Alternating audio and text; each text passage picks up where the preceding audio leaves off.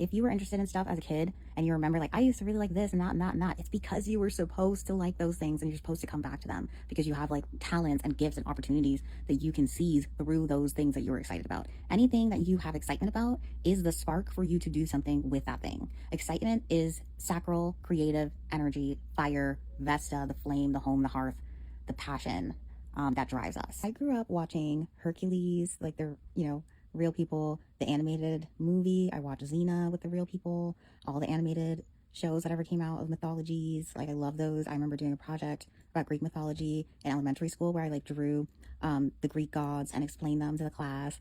And I was so excited. That was like one of the only projects I liked in school. And now I study the asteroids, which are heavily associated with the Greek gods, and I'm still super into mythology.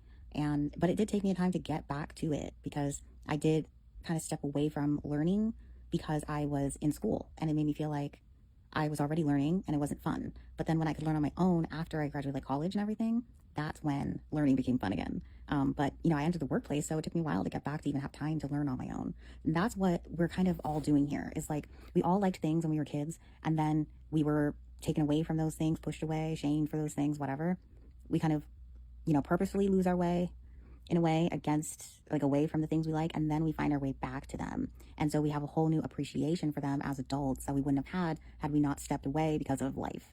And I mean, I don't think it necessarily has to be that way, but I think in the world that we live in currently, that's just kind of the way that it's been. I would like to see in the future a civilization where we allow kids to explore what they like way more throughout school and not be forced to learn a bunch of things they actually won't need to use in the future. I did not do very well in school because I didn't like the things they were teaching. And I really did feel like a lot of the history was fake, and I didn't like that. I mean, I'm black, so the second they went over slavery, I knew it was for sure just not being taught the way it's supposed to. My mom's also a teacher, so I was being taught like on the side by my mom. So I have a bit of a different perspective, I think, when it comes to learning because my mom has traveled to many different countries and things like that, and I haven't. So she's kind of shared culture with me a bit, which I think is another thing that kids really need to be exposed to when they're young, because learning cultures when you're young, when you're a sponge for information, that's what really opens up people's minds. Because when you think that one culture is the entire worldview,